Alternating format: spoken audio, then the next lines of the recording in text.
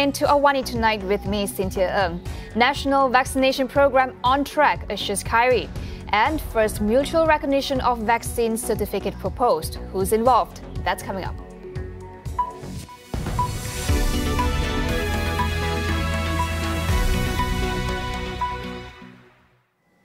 The National COVID-19 Immunization Program remains on track. In giving the assurance, Coordinating Minister for the program, Khairi Jamaluddin, said that Malaysia is only trailing behind Singapore, Indonesia and Cambodia with its vaccine rollout.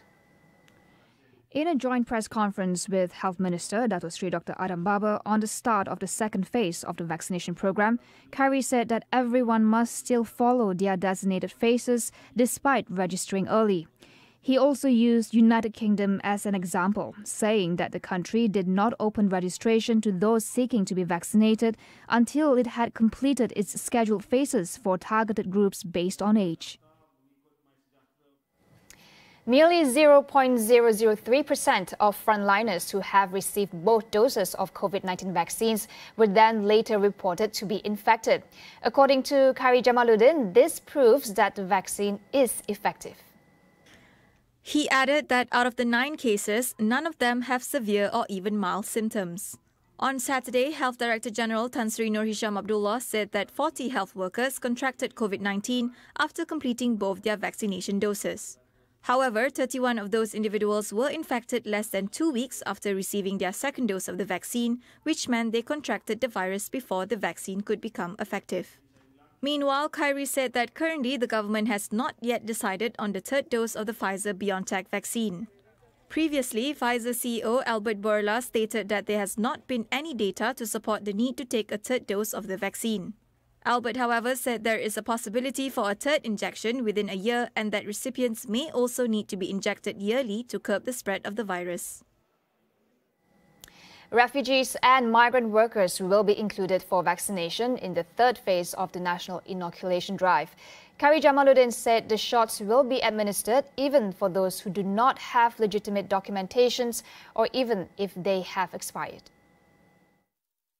He added that his ministry will be working together with the Home Ministry and the United Nations for refugees who have registered. As for migrant workers who do not have documents, employers are asked to register them, although the vaccines will be made available to them whether they have documents or otherwise. The government under the COVID-19 task force is working with the Home Ministry to contact foreign embassies, international organizations, civil society and non-governmental organizations to assist in ensuring undocumented migrants also get vaccinated. The Health Ministry said out of 14 new COVID-19 clusters today, 6 involve education centres. Health Director General Tan Sri Dr. Nur Hisham Abdullah said 3 of these education-related clusters were detected in Kelantan, while 1 each was recorded in Sabah, Johor and Kedah. Meanwhile, according to Health Minister Dato Sri Adam Baba, COVID-19 clusters arising from education institutions increased 2-fold in a week. He said in week 14, 6 of the clusters came from education institutions, but the number increased to 12 in week 15. In a press conference today, Dr. Adam said a majority of the clusters in week 15 were from workplaces, making up about half of the total clusters. 28% from the community, 18% from education institutions, 4.7% from detention centres, and over 1.6% from religious activities. Malaysia has proposed to Australia that both sides work together on a mutual recognition of vaccination certification to facilitate cross-border travel. Foreign Minister Dato Sri Hishamuddin Hussein said the move is also crucial, looking at the fact that over 19,000 Malaysian students have been waiting to return to Australia to resume their studies. Hishamuddin made the proposal to Australia's Foreign Minister and Minister for Women, Marise Payne, during a virtual bilateral meeting today. Australia's vaccine rollout began in late February. Right now, they have vaccinated about 1.6 million people. The government was hoping to have 4 million people vaccinated by March and the entire country inoculated by October. The Attorney General's Chambers has objected to the application for leave by 18 youths, challenging the government's action in delaying the implementation of Undi 18. Undi 18 refers to a move to lower the voting age to 18 and to enable automatic voter registration. The group had filed a judicial review application and named Prime Minister Tan Sri Muhyiddin Yassin, the government and the Election Commission as respondents. In the AGC's defense, the application is allegedly premature at this stage. According to the AGC, the constitutional amendment for lowering the minimum voting age from 21 to 18 must be done together with the constitutional amendment for enabling automatic voter registration. On April 2nd, 18 youths aged 18 to 20 filed the lawsuit via a judicial review application to be heard by the High Court. The youths, including co-founders of the Undi 18 movement, argued that the government could implement both matters separately without enforcing both at the same time. Previously, the implementation of lowering the voting age to 18 and the automatic voter registration was expected to be done by July 2021. However, on March 25th, the EC said that both implementation could only be done after September 1st, 2022.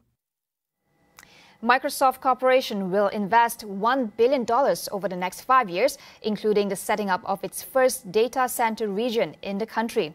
This comes after the government in February said it will allow Microsoft, Google, Amazon and Telekom Malaysia to build and manage hyperscale data centers and provide cloud services. This would be Microsoft's biggest investment in Malaysia.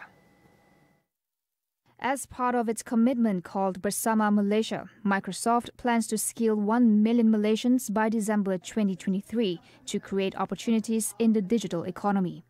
Microsoft is also appointed as cloud service provider to the Malaysian government. Microsoft's investment in Malaysia is expected to generate up to $4.6 billion in new revenues for the country's ecosystem of local partners and cloud-consuming customers over the next 4 years. The Selangor government plans to degazette over 957 hectares of forest reserve in Kuala Langat and replace it with better quality forest. What does this replacement entail? Exco of Pertubuhan Pelindung Khazanah Alam Peker, Damian Tanam, weighs in on this issue involving our national treasures. The forest where they are going to replace is already there. And they want to take off this forest and they use the phrase replace. The forest is already there. The state government is just going to give a rubber stamp and certify that this forest is a forest reserve in the new area that they are going to replace this forest. Okay, what is going to happen to the animals in the forest? Is the government planning to send a memo to them to move to the new forest? That's not going to happen. We have already lost one of our large mammals in Sabah, the Sumatran rhino. Are we going to lose the flying pygmy squirrel of Selangor and the red langat fighting fish? It cannot be allowed to happen. The Selangor Forestry Department argued that the reason to degazette and replace the peat swamp forest was due to loss of quality. In 2014, 40% of the forest was degraded from encroachments and forest fires. The forest has regenerated. Now, it didn't regenerate by itself. The Orang Asli Temuan community around that area, acting as volunteers together with NGOs, have been replanting, making the whole area green again. The trees that were planted are about 6 to 7 meters now. So if you were to take a comparison of 2014 and the photo, it doesn't have to be 2021, go 3 years back to 2018. It is already green. The forest is coming back. The forest inhabitants are coming back. You know, they are already spreading seeds. We'll take a short break. Stay with us.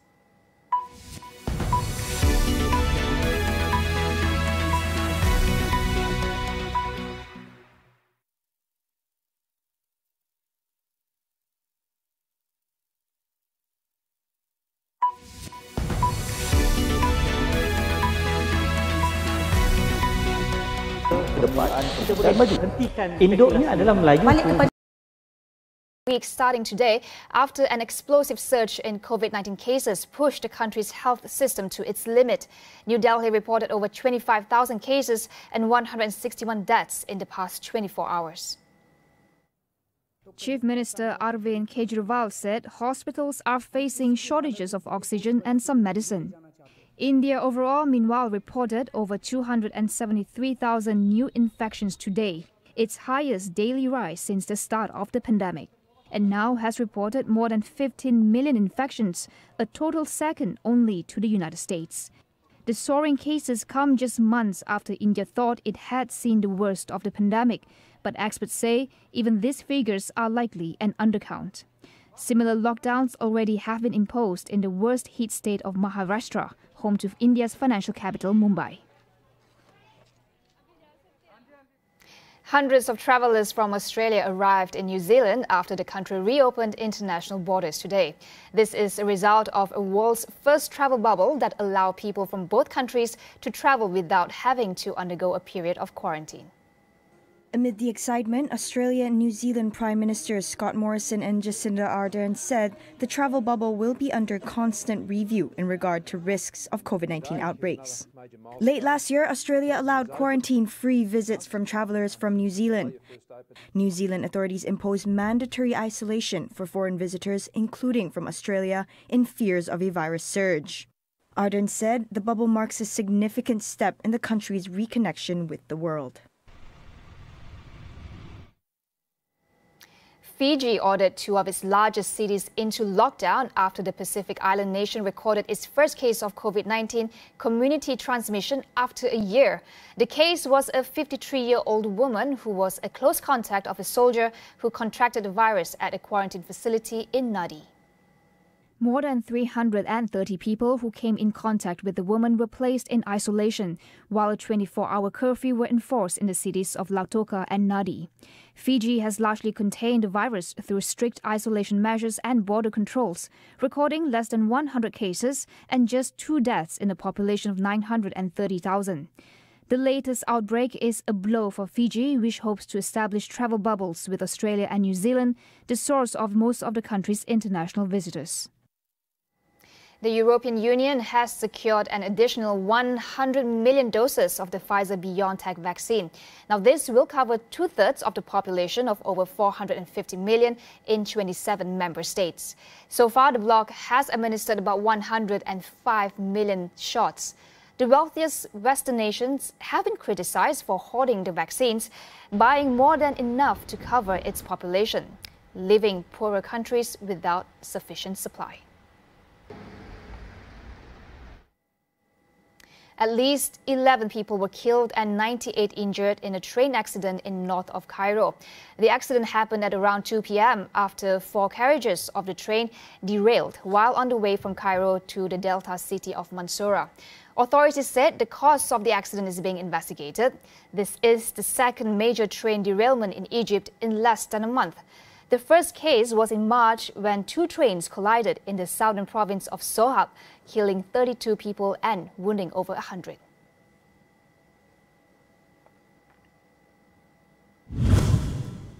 %60 of senior citizens are in the B40 group, and that vulnerability increases significantly with age. Tonight on Consider This, we ask our panelists what happens when so many have too little to survive in old age. That is all we have for you on Awani tonight. Get the latest news updates on COVID-19 and COVID-19 vaccines from astroawani.com and Astro Awani app. I'm Cynthia Ng. We'll see you tomorrow.